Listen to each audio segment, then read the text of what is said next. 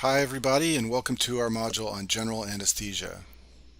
The word anesthesia means insensitivity to pain, and this is one of the main goals of anesthetic drugs, is to render a patient insensitive to pain so that you can perform surgery and do other things that otherwise would be very uncomfortable. So there are a couple of goals of anesthetic drugs. One is to produce loss of consciousness. Another is to produce analgesia so that the patient does not feel pain. A third one is to produce amnesia. We don't want people to remember things from surgical operations, so we want them to have amnesia for all the events that occurred while they were under anesthesia. And then finally, we want anesthetic drugs to produce muscle relaxation so we can position the patient as we need to for surgical operations. When people refer to general anesthesia, they usually mean inhaled and intravenous anesthetics. These are drugs that render patients unconscious. In this video, we'll focus on the inhaled anesthetics. In another video, I talk about intravenous general anesthetics. Besides the inhaled and intravenous anesthetics, there are some other classes of drugs that are used as part of anesthesia. One big group are the neuromuscular blockers. These are used to paralyze patients during surgical operations, and I have a separate video on neuromuscular blockers. And then the last group of anesthetics are local anesthetics. These are drugs like lidocaine that can be injected to numb the skin and provide local anesthesia to nerves in the periphery. In this video, I'm going to focus on the inhaled general anesthetics. And drugs that are inhaled anesthetics usually end in the word "ane," like desflurane, enflurane, or sevoflurane. One exception is nitrous oxide, which is a special inhaled general anesthetic that we'll talk about later in this video. And most inhaled general anesthetics derive from diethyl ether. Many years ago, people discovered that ether could put patients to sleep. Scientists then began modifying the molecule into modern anesthetics like isoflurane, which have the ether structure with other atoms added. In terms of clinical effects, there are two key properties that determine the effect of a general anesthetic. One is the blood solubility, the other is the lipid solubility, and we'll talk about these two things now. So the blood solubility of a gaseous anesthetic is what determines the onset and offset time of inhaled anesthetic drugs. And the idea here is that molecules of a gas that are dissolved in blood have no anesthetic effects, but molecules that are not dissolved in blood can produce an anesthetic effect through effects on the brain. Initially, when the gas gets into the bloodstream, it will be soaked up by the blood. You need to saturate the blood before undissolved gaseous molecules will start to accumulate, and it's those undissolved ones that can produce the clinical effects. So what this means is that if an anesthetic gas has a very high solubility in blood, it's going to take longer to have an effect because the blood is going to soak up lots of the gas molecules, and very few of them will be found in the gaseous form, undissolved in blood, where they can exert a clinical effect. So just to make this very clear, let's imagine that we have some blood here and we have a little bit of space for air above the blood, and we begin introducing anesthesia gas molecules from the lungs. Well, initially all the molecules are going to be soaked up by the blood, but if we keep pumping more molecules, the blood will eventually become saturated, and then we will start to get some undissolved molecules. And then if we keep pumping in anesthesia, we will get lots of undissolved molecules of anesthetic. The way we measure the undissolved gas molecules is by determining the partial pressure of the anesthetic gas. And so the partial pressure is only going to really begin to rise once you've fully saturated the blood. And that's why blood solubility is so important to the onset of action of gaseous anesthetics. So putting this all together, if an anesthetic gas has a high blood solubility, that means it has a higher tendency to stay in the blood, and it's going to take a longer time to saturate the blood so that the partial pressure will begin to rise. Clinically, this means that an anesthetic gas with a high blood solubility is going to have a slower induction time. It will take longer to induce anesthesia and put the patient to sleep, and also a slower washout time, because in order to put the patient to sleep, you have to put lots of gas molecules in the body, and it takes a long time for those to wash out. The opposite is true for anesthetic gases that have a low blood solubility. The blood can't hold many molecules of these gases, so the blood quickly becomes saturated with as much gas as it can hold. This leads to the partial pressure rising rapidly and quick effects being exerted on the brain. So drugs that are anesthetic gases with a low blood solubility have a shorter induction time, they more quickly put patients to sleep, and they also wash out faster. The way we measure the blood solubility of a gaseous anesthetic is by determining a number for that drug called the blood-gas partition coefficient. For example, for the inhaled anesthetic isoflurane, the blood-gas partition coefficient is 1.4. This means at any point in time there will be 1.4 molecules dissolved in blood for every one molecule that is in a gaseous form in the alveoli. Different inhaled anesthetics have different blood gas partition coefficients. Those that have a very high coefficient have high solubility in blood. And so as we just talked about, those drugs will take longer to induce anesthesia and also longer to wash out at the end of a case. Conversely, drugs with a low partition coefficient have low solubility in blood. These drugs will more quickly induce anesthesia and they more quickly will wash out of the body when you stop giving the drug. Shown on this slide is a table of blood gas partition coefficients for some inhaled anesthetics. Halothane has a very high blood gas partition coefficient. This means it has a high solubility in blood, and if you use halothane to induce anesthesia, it will take a long time. There will be slow induction. By the same logic, if you use halothane during an anesthesia case, it will take longer to wash out, and that's because of the high blood solubility. In contrast, nitrous oxide has a very low blood gas partition coefficient. This means its anesthetic effects are very quick in onset, and in addition, at the end of a case when you stop giving nitrous oxide, it will wash out very quickly as well, and this is all because of its low blood solubility.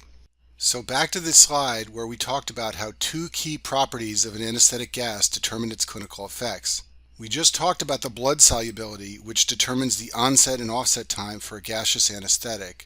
Now we're going to talk about the lipid solubility, which is very important because this determines the potency, and that lets you know what concentration of gas you should administer to the patient.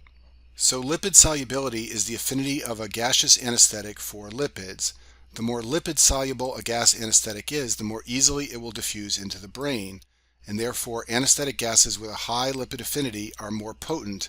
This is sometimes called the Meyer-Overton rule, named for the people who first described it. So let's imagine an anesthesiologist is putting a patient to sleep for surgery.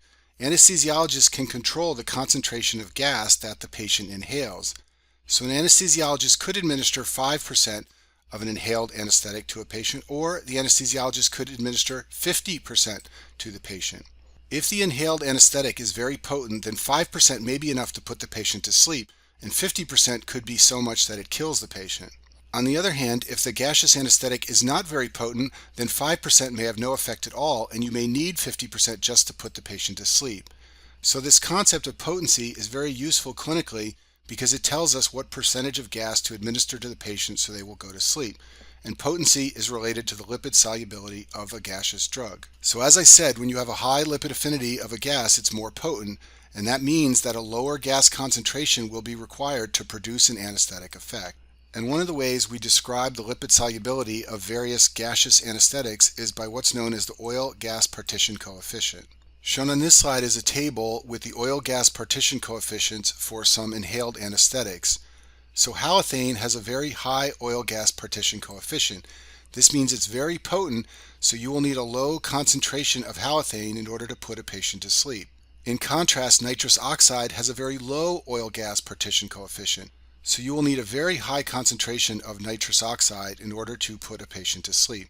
And so this is how the oil-gas partition coefficient helps us understand the various potency of different gaseous anesthetics. Now lipid solubility is nice for describing potency, but as I was telling you earlier, anesthesiologists can control the concentration of gas that the patient inhales. So really what we want to know is not the lipid solubility, but the minimum concentration that we need to use in order to put the patient to sleep.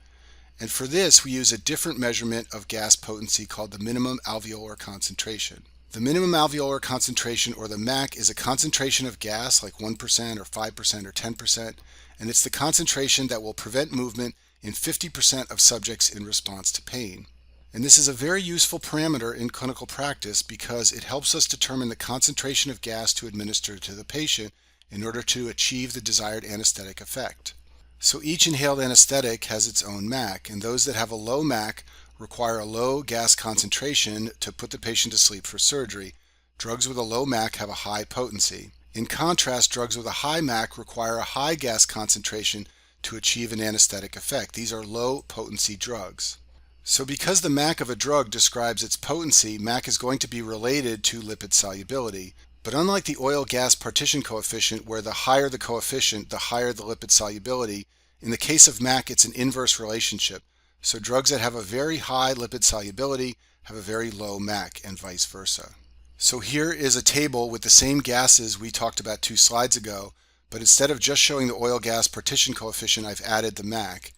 And so you could see that halothane, which had a very high oil-gas partition coefficient, meaning that it's a very potent and lipid-soluble gas, has a very low MAC. In contrast, nitrous oxide, which was not very lipid-soluble and had a low oil-gas partition coefficient, nitrous oxide has a very high MAC. Even if you administer 100% nitrous oxide to a patient, you won't be able to achieve no response to pain in 50% of subjects. So one of the reasons it's nice to use the MAC is because it helps us understand what concentration of drug to give to the patient. But another nice thing about describing inhaled anesthetics by their MAC is that the properties are additive if you decide to use two drugs together. Sometimes one of the inhaled anesthetics like sevoflurane will be mixed with nitrous oxide.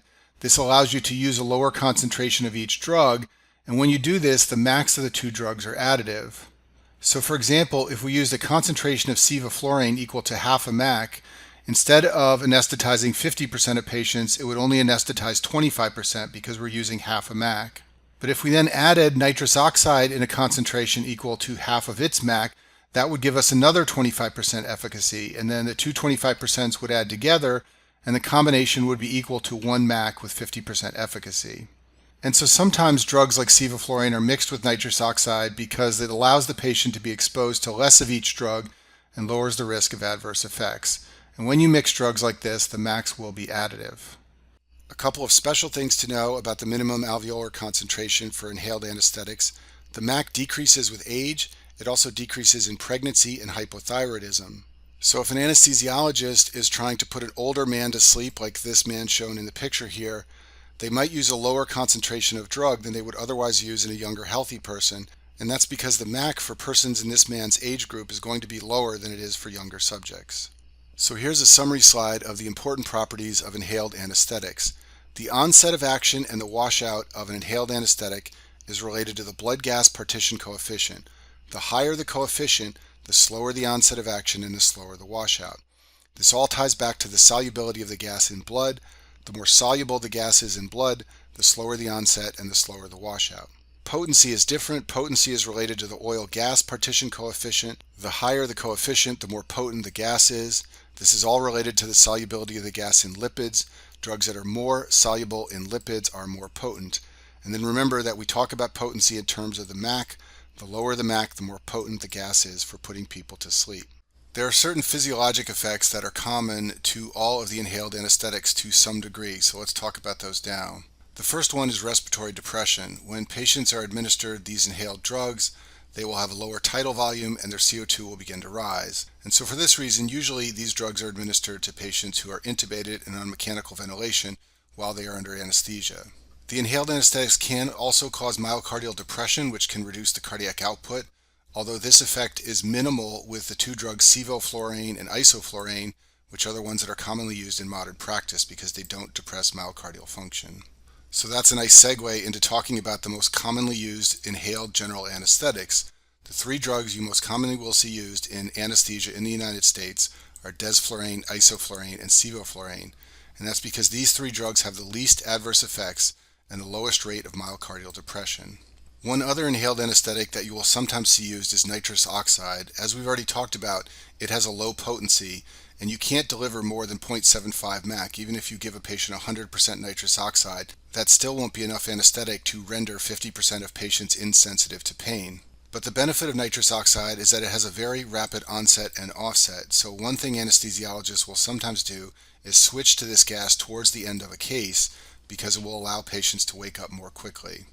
Nitrous oxide is also sometimes used in dental offices, that's what's shown on the screen here, where you don't need to completely put patients to sleep, but you want to render them less sensitive to pain for dental work.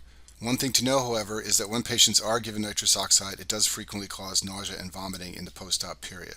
Another thing to know about nitrous oxide is that it diffuses very rapidly into air spaces and will increase the volume. So for this reason, you can't use it when patients have pneumothorax or abdominal distension from air in the abdomen. If you look at this drawing on the screen of a pneumothorax, there's air in the pleural space, and that air is made up of oxygen and nitrogen. So if you give a patient with a pneumothorax nitrous oxide, there's no nitrous oxide in the pleural space, so nitrous oxide will quickly leave the bloodstream and begin to fill the pleural space, and that will expand the pneumothorax. The same thing can happen when patients have abdominal distension from air in the abdomen. Some of the inhaled anesthetics have special adverse effects, which we'll talk about now. These drugs are not commonly used in the United States in modern practice. The first one is halothane. You can remember the H in halothane is for hepatotoxicity. There are rare life-threatening cases of liver toxicity in response to halothane. In a small number of patients, it can trigger massive necrosis in the liver with very high AST and ALT. For this reason and other reasons, halothane is not used in the United States, but it's still sometimes used outside the US in resource-poor settings where halothane is the only general anesthetic available. Methoxyflurane causes nephrotoxicity. It has renal toxic metabolites, and you can remember that the M, which comes right before N in the alphabet, is for nephrotoxicity. And then lastly, enflurane can cause seizures. It's famous for lowering the seizure threshold. In the video on postoperative complications, I talk in detail about malignant hyperthermia, but let's briefly review this here. Malignant hyperthermia is a dangerous reaction to certain drugs used as part of anesthesia. It's been associated with many of the inhaled anesthetics. It's often described in association with halothane, but it can occur in association with other inhaled drugs as well. Besides the inhaled drugs, malignant hyperthermia can also happen in response to succinylcholine, which is a paralytic agent that I talk about in another video. Malignant hyperthermia can occur during surgery or shortly after surgery, and it presents as fever and muscle rigidity.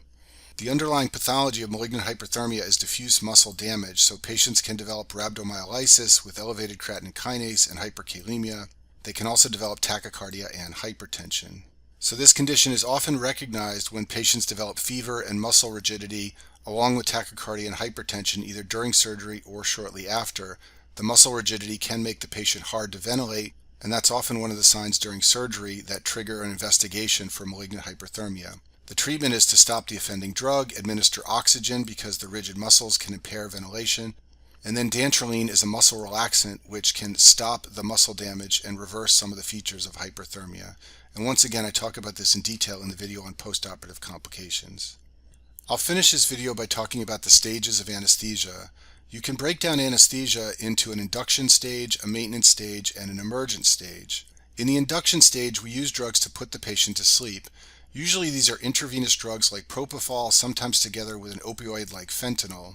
In the modern era, inhaled drugs are very rarely ever used to induce anesthesia. They used to be used decades ago, but now that we have effective intravenous drugs, those are usually injected into a vein to quickly put the patient to sleep. Once the patient is asleep from an intravenous drug, an anesthesiologist will often administer a paralytic agent so that the patient can be paralyzed and more easily intubated and placed on mechanical ventilation. Because remember, many of these anesthesia drugs cause respiratory depression, so usually patients need to be intubated and mechanically ventilated while they are under anesthesia. During the maintenance phase, drugs are administered to keep the patient asleep. This is when inhaled anesthetics are sometimes used, although intravenous drugs can also be used, or sometimes a combination of inhaled and intravenous drugs are used.